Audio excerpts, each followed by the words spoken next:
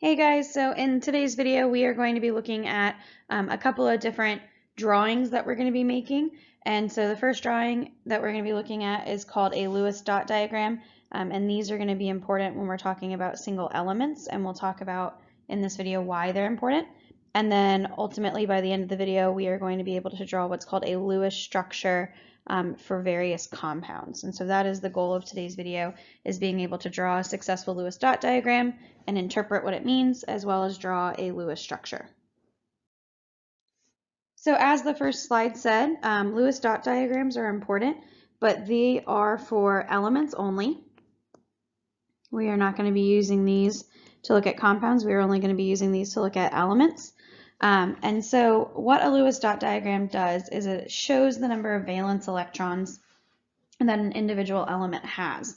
So remember, when you look at your periodic table, group 1 has 1 valence electron, group 2 has 2 valence electrons. You skip over the transition metals because they're a little bit different. You get over to group 13, which has 3, and so on until you get to group 18, which has 8, and those are our noble gases. The electrons in the Lewis dot diagrams are added in a specific order. So you always start at the top, and I'm going to be drawing the order in green. So you always start at the top. So our first valence electron gets added to the top, and then you go around clockwise. So the first image here, this is going to be an example of an element in group 1. Next image, we have one at the top, and then we add one over to the left-hand side, right-hand side, where we're looking at an element in group 2. So X here is really just a variable for different elements in those groups, and so on until we get all the way around. What I want you focusing on is the transition between group 14 over here to group 15. So once we've put one dot on each side of the element, thinking about it kind of like drawing a box around the element, then we start to double up, and we double up in the same order. So instead of having a single dot at the top, now we're going to have 2 dots at the top because we've gone around in our circle once, and now we're adding on again because we have 5 valence electrons, and so on until we end up with the noble gases, which would be drawn as it is here with 2 dots on each side of the element. So as you may have gathered from the last slide, each group on the periodic table has a specific Lewis dot diagram because within that group, each group has a specific number of valence electrons. So group 1 would have a dot diagram similar to hydrogen. So really, hydrogen is the only element in group 1 that's going to be having a Lewis dot diagram because it is the only non-metal in group 1. The rest are the alkali metals. Group 2 is not going to form covalent bonds, so we're not quite as worried about the Lewis dot diagram for them. And then as you see going around through the rest of the examples, we've just replaced those X's with elements that fall into those different groups. The cool thing about Lewis dot diagrams that we want to be focusing on is what they tell us. So Lewis dot diagrams tell us the number of bonds that an element can form.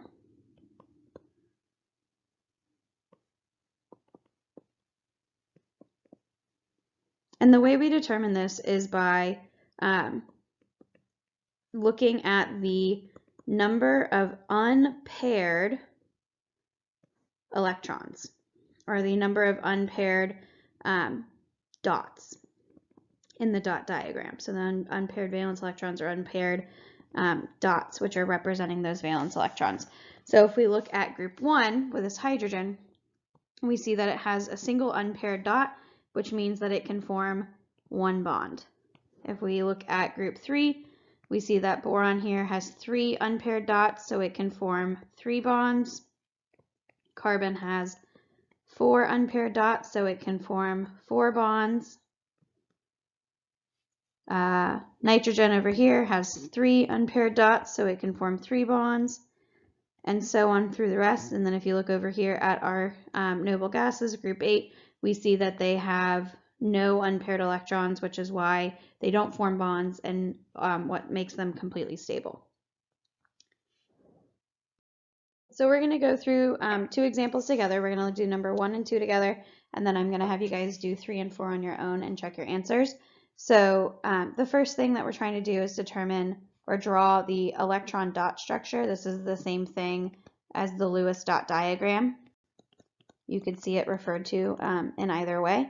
So the first thing you're going to do is you're going to write just the element symbol. So phosphorus is P. Then you're going to figure out how many valence electrons that element has by looking at the periodic table. And if you look at the periodic table, phosphorus falls into group 15, which means it has 5 valence electrons. So you're going to start at the top, and just like we said, and we're going to work our way clockwise.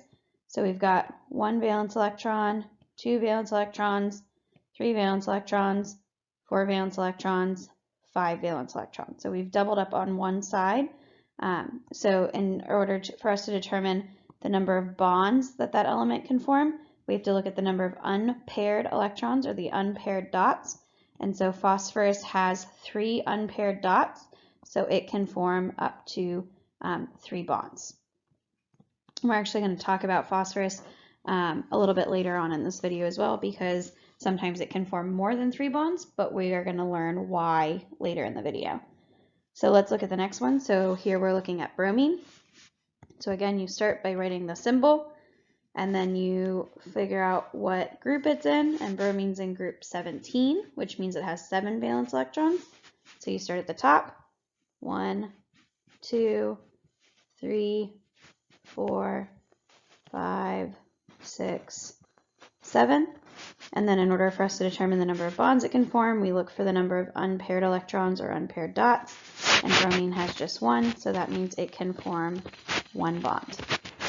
So now I want you to go ahead and try and determine the number of bonds that silicon and sulfur can form based off of the Lewis dot diagram for those 2 elements. So now that we have figured out how we can determine the number of bonds that individual elements can form, we're going to move into this concept of Lewis structures. And Lewis structures are different than Lewis dot diagrams, because Lewis structures are really going to be looking at compounds or molecules. So we're going to be combining multiple elements together to create a structure. And so what's important about Lewis structures, as you saw in your bonding playlist, is this idea of the octet rule. So this octet rule means that elements are going to increase their stability by forming bonds, and when they do that, their stability is going to be increased when they have 8 valence electrons. And that's what each element wants to have in our Lewis structure. And so they do this by gaining, losing, or sharing electrons. So gaining and losing, really, if we're forming anions and cations, we're looking at ionic compounds here. And if they are sharing electrons, then we're looking at covalent molecules. And there are some exceptions, because this is science class and there's exceptions for everything.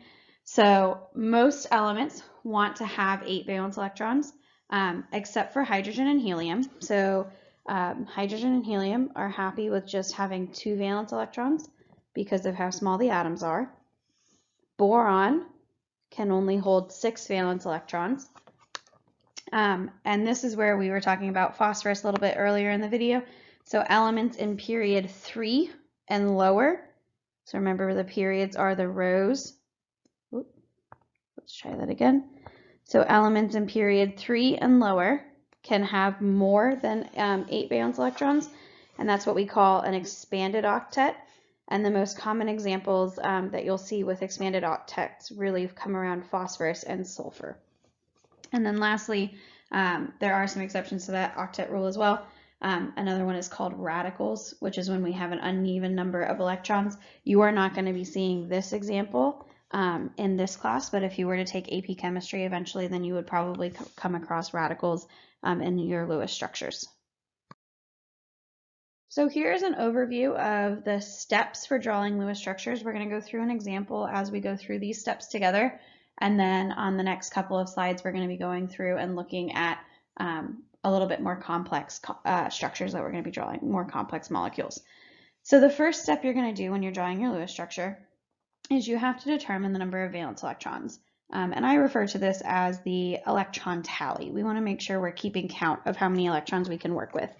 So when you do that, you're going to look at the elements that are in the compound.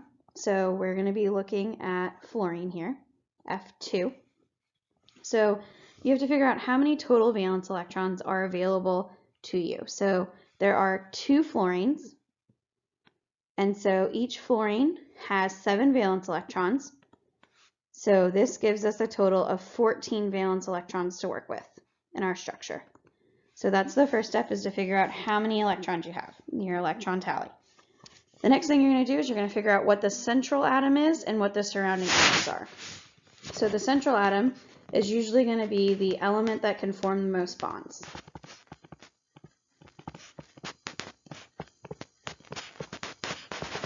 And you've just figured out how to do that using your Lewis dot diagrams. In the example we're looking at, it's just 2 fluorines, so there really is no central atom. So we're going to just draw them side by side because there's just the 2 of them. So your next step is going to be to give each atom the correct number of bonds using the electron dot structure. So remember, if fluorine is the atom we're looking at and it has 7 valence electrons, we go around clockwise. And so based off of this, each fluorine should have a single, can't see that, each fluorine should have a single bond. So we draw that single bond in between the fluorines, and each bond that you draw is 2 electrons. So we have to take those 2 electrons and subtract them away from our total, which now gives us 12 valence electrons that we're working with. So those 12 valence electrons have to be split up evenly. So this is the easiest way to do it. So you're going to take those 12 valence electrons, I'm just going to draw it down here where I have a little bit more space, and you're going to split them evenly on the surrounding atoms. So if I have 2 surrounding atoms and I'm trying to split it evenly, I'm going to do 12 divided by 2. So each of these fluorines is going to get an extra 6 electrons added to it. So then we need to look at our electron tally. So I've used all 12 of these electrons now, leaving me with 0 left over. But then I want to double check and make sure that all of the atoms in the structure satisfy the octet rule, if they need to satisfy the octet rule.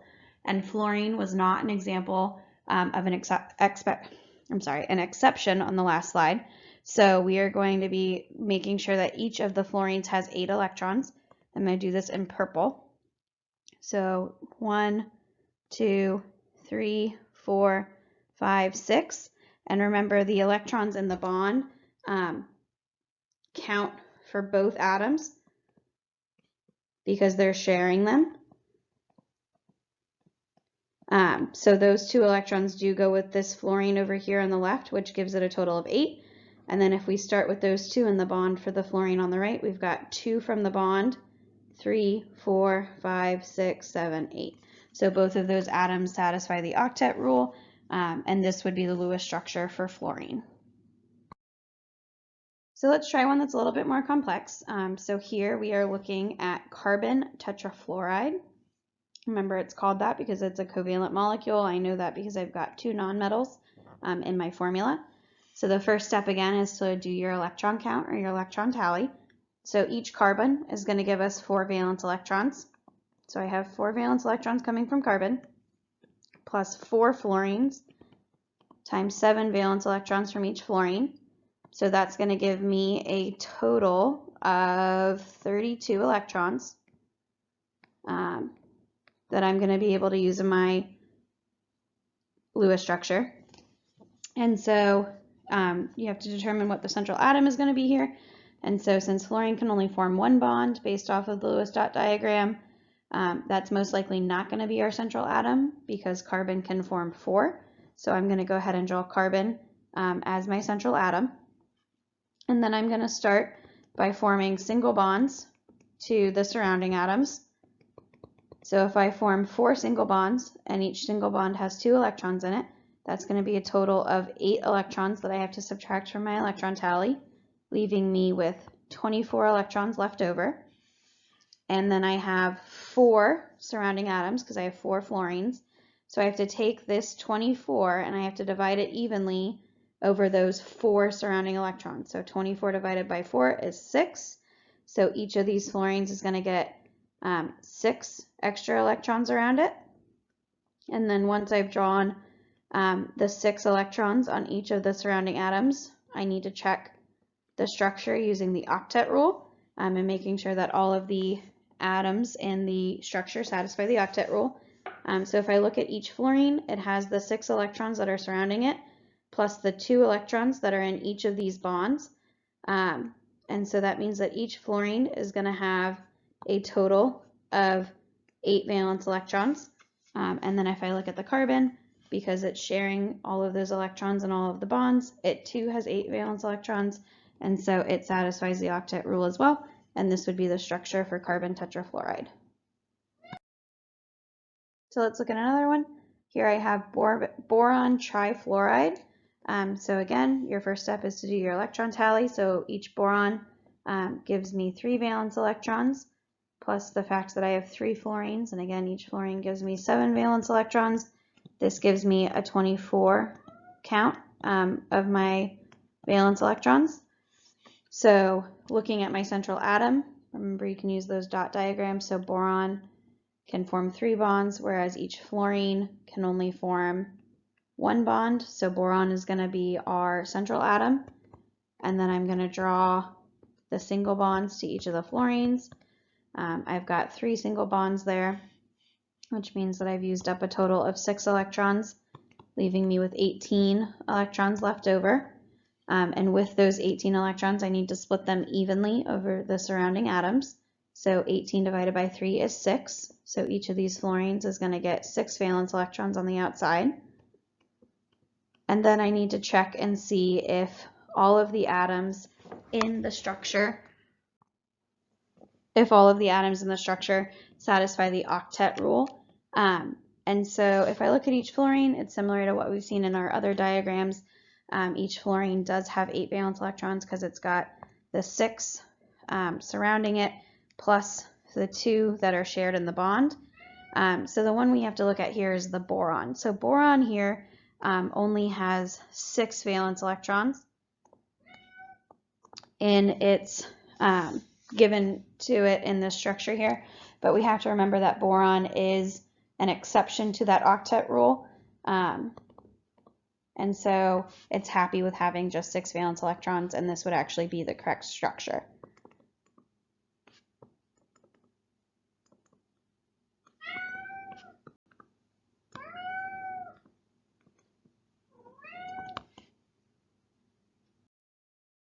So we're going to work on another more complex structure.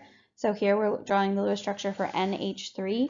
The covalent name of this would be nitrogen trihydride, but there's also a common name of this one. This is what we refer to as ammonia. Be careful not to mix it up with the polyatomic ion ammonium. Their formulas are very similar, but ammonium has an extra hydrogen, which gives it that positive charge. So same steps that we've done in the past. So we're going to start with doing our electron tally. So nitrogen is going to give us 5 valence electrons, and I've got 3 hydrogens, and each hydrogen is going to donate a single or contribute a single valence electron to the Lewis structure, which gives me a total of 8 valence electrons that I can use in the structure. If I look at the Lewis dot diagrams to try and figure out which element is my central atom, nitrogen has 5 valence electrons, which means that it has 3 unpaired electrons, and therefore it can form 3 bonds, whereas hydrogen has a single valence electron, which means that it can only form 1 bond. So nitrogen is going to be the element that is most likely to be our central atom. So we start with nitrogen in the middle, and we draw the single bonds to hydrogen. Remember, each bond takes up 2 electrons, so this takes away our 6 valence electrons, leaving me with 2 valence electrons left over. And so when I go to think about where I need to add those 2 electrons, remember that hydrogen is also an exception to the octet rule. And hydrogen only wants to have, or it can only have, 2 valence electrons. And so every time that hydrogen forms a bond, it's already having those 2 valence electrons. So I can't add my remaining 2 valence electrons from my electron tally to any of the hydrogens. Where could I add those electrons instead? What element in this structure is not satisfying the octet rule and needs to satisfy it? And hopefully you have guessed that they need to go on the nitrogen here. And this is what we refer to as a lone pair. And we're going to be learning a lot more about lone pairs in our next video on molecular geometry and polarity. But lone pairs are when we have electrons on the central atom that are not actually being tethered in a bond. But now all of the atoms in this structure satisfy the number of valence electrons they need for their stability. So I want you to go ahead and try drawing the Lewis structure for water on your own, and then check your answers. So here we're going to be drawing the Lewis structure for CO2, also known as carbon dioxide. So same steps as always, start with your electron tally. So each carbon is contributing 4 valence electrons to the Lewis structure. And I have 2 oxygens, and each oxygen is contributing 6 valence electrons to the Lewis structure. So this gives me a total of 16 valence electrons to work with. If I look at the Lewis dot diagrams, I've got carbon with 4 unpaired electrons, so it can form 4 bonds, whereas oxygen has only 2 unpaired electrons, so each oxygen atom can only form 2 bonds. So carbon will be our central atom. I always recommend that you start by forming single bonds first. So if I form my single bonds to the 2 oxygens, that's going to be a total of 4 electrons used up in the bonds, which leaves me with 12 valence electrons left over. So if I have 2 surrounding atoms and I need to evenly distribute those 12 valence electrons, I'm going to put 6 valence electrons on each of the surrounding atoms. And when I do that, I need to then look and see if I've satisfied the octet rule. So if I look at the oxygens, each oxygen has 6 electrons on its atom, plus the 2 electrons that are being shared in the bond. So each of my oxygens satisfy the octet rule. The next thing I need to look at is the carbon. So the carbon is going to have 2 valence electrons being shared between, or being shared in the bond on both sides, which means that I'm going to have 4 valence electrons on that carbon. So carbon does not satisfy the octet rule. So I need to come up with another way that these electrons can be shared within the molecule and allows all of the atoms in the structure to satisfy the octet rule. And so if the single bonds aren't working, then we need to try and see if there's a different way that the electrons can be shared. So here, the electrons that are on our 2 oxygens are actually going to end up forming new bonds. So we're going to have oxygen bonded to carbon on both sides. And so these double lines here are what we call double bonds. And so carbon is still forming the 4 bonds that it can form, and oxygen still forming the 2 bonds it can form based off of the Lewis dot diagram. And so now if I look at those, remember each bond holds a total of 2 electrons. So we're going back to our 16 original, because remember we're starting over here. So we had 16 original valence electrons we could use. Now I have 4 bonds total, 2 double bonds, which means that we've used 8 of the electrons that we had originally, leaving us with 8 valence electrons left over. And if I take those 8 valence electrons and I disperse them evenly over the surrounding atoms, each of these oxygens is going to get 4 new electrons. So I draw them on those oxygens. And then I need to look and see if I've satisfied the octet rule. So in this example here, oxygen is going to have, try and find a color I haven't used yet. So oxygen is going to have the 4 valence electrons that is just on the surrounding atom, plus the 4 valence electrons that are in the bonds. So oxygens on both sides are going to satisfy the octet rule. And then the next thing we have to look at is going to be our carbon, and we're going to see if our carbon satisfies the octet rule. So in each of these bonds, there's 2 electrons, which means that there's a total of 4 electrons being shared between carbon and oxygen, and 4 electrons being shared between this carbon and oxygen, which gives us a total of 8 valence electrons. So the correct Lewis structure for carbon dioxide does have to incorporate this idea of double bonds. So again, always try using single bonds first, but if that doesn't work with drawing your Lewis structure, then you can try forming multiple bonds. So the next one we're going to be looking at is nitrogen. So same rules. So we've got 2 nitrogens. Each nitrogen is contributing 5 valence electrons, which gives us a total of 10 valence electrons to be working with in our structure. There is no central atom because there's just the 2 nitrogens. So I'm going to start by forming a single bond between those 2 nitrogens. And when I do that, I have to subtract 2 electrons, which gives me 8 valence electrons left over.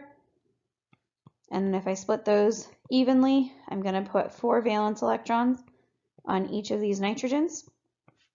And so then I have to look at the octet rule. Based off of the structure as we have it right now, each of those nitrogens only has 6 valence electrons. So I'm going to take one of these electron pairs and I'm going to form a new bond. So we're going to start over again with our 10 valence electrons, except now I'm going to have a double bond. So if I do a double bond, I have to subtract 4 electrons, which leaves me with 6 left over. So if I put 6 electrons on here, I'm going to end up getting 1, 2, 3 on each side, 1, 2, 3 on each side. So this means that each nitrogen now has 2, 4, 6, 7 valence electrons, so it's not quite where we need it to be yet. So we're going to have to take 2 of these electrons and form another bond. So we're going to start over one more time with our 10 valence electrons. And now we're going to have nitrogen forming what is called a triple bond. So when we have 3 of those, so this is what we call a triple bond. And remember, each bond only holds 2 electrons, but since it's a triple bond, we now are going to have 6 valence electrons that we're subtracting with 4 valence electrons left over. And if I take those 4 valence electrons and spread them evenly on the surrounding atoms, I'm going to put 2 on each side. And now nitrogen satisfies the octet rule because it has the 6 shared electrons plus the 2. And so this one would be 8 valence electrons and the same on this side. So now it satisfies the octet rule, and this would be the proper structure for drawing the Lewis structure for nitrogen. So here is another example where we're now incorporating 3 different types of atoms. You follow the exact same rules. So starting off, we do our electron tally. We have 1 valence electron coming from the hydrogen, plus 4 valence electrons coming from carbon, plus 5 valence electrons coming from nitrogen to give me a total of 10 valence electrons to use in my structure. So we're going to start with carbon as our central atom since it can form the most bonds. And we start with the single bonds to both sides. If we start with single bonds, we end up with 8 valence electrons used. We end up with 4 valence electrons used, leaving us with 6 left over. Remember, we can't add any more to hydrogen because it has the total number that it needs already. So I'm going to start by adding those 6 electrons to nitrogen. And when I do that, I know that hydrogen satisfies the octet rule and nitrogen satisfies the octet rule, but carbon does not. So I'm going to take 2 of these electrons and I'm going to end up forming another bond to carbon. So we'll start over now. So I have N double bonded to carbon, single bonded to hydrogen. This means that we started with our 10 valence electrons, but now I have to subtract 6 because there's 4 in the bond here and 2 in the bond here, leaving me with 4 electrons left over. And if I have those 4 electrons left over, I'm going to put them on the surrounding atoms. But again, hydrogen can't have any, so I'm going to put it on nitrogen. So now nitrogen satisfies the octet rule, hydrogen still satisfies it, but carbon does not because it only has 6 valence electrons. So we have to do one more step. So I'm going to take another set of electrons and I'm going to create a triple bond between that nitrogen and carbon. So now again, we're restarting. So we're going to have our 10 valence electrons that we originally had. I'm now going to have nitrogen triple bonded to carbon, and it also single bonded to hydrogen. So that gives us 8 electrons that we have to subtract and 2 electrons left over. So those 2 electrons again are going to go in the nitrogen, and now nitrogen satisfies the octet rule, carbon satisfies the octet rule, and hydrogen satisfies its rule of having 2 valence electrons. So the last example we're going to do in this video is an example where we have that expanded octet, where the central atom can actually have more than the 8 valence electrons. So the steps for drawing this are going to be the exact same.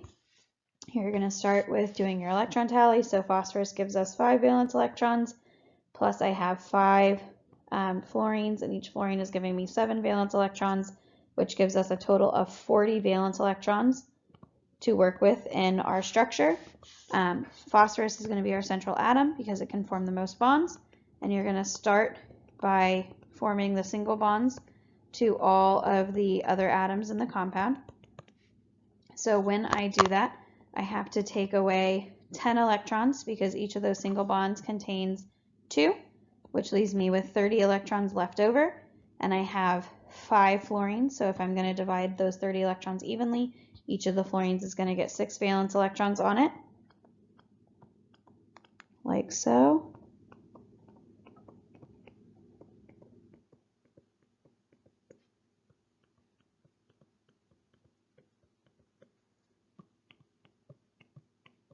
And then I have to check and see if I've satisfied the octet rule. So all the fluorines are the same. All of the fluorines have 8 electrons because they have the 6 that are on the atom by itself, plus the 2 that are shared in the bond. And so each of those fluorines satisfies the octet rule. Phosphorus in this diagram has 10 valence electrons itself, but this is okay because it's an exception to the octet rule. And because it's in period,